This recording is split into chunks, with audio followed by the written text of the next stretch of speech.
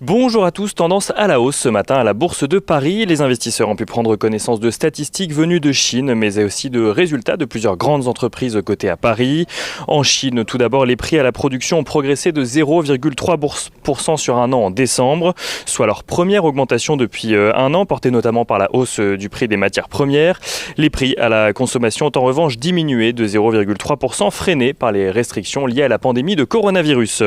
On regarde à présent ce qui se passe du côté des valeurs à la Bourse de Paris donc, et avec la première publication qui concerne Société Générale qui voit ses pertes se réduire au quatrième trimestre, affichant un bénéfice net de 470 millions d'euros, un recul de près de 30% par rapport à 2019. La banque a vu ses revenus de trading reculer alors qu'elle a engagé des actions pour en réduire le profil de risque.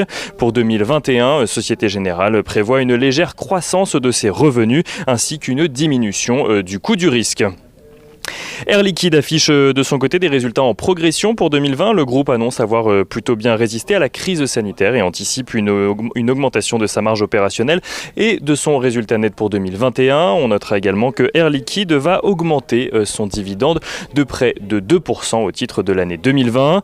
Et on finit avec Amundi qui voit ses revenus nets reculer de 4,1% en 2020 à 2,5 milliards d'euros. Le gestionnaire d'actifs annonce également reprendre le versement d'un dividende qu'il avait stoppé au titre de 2019 à cause de la crise sanitaire.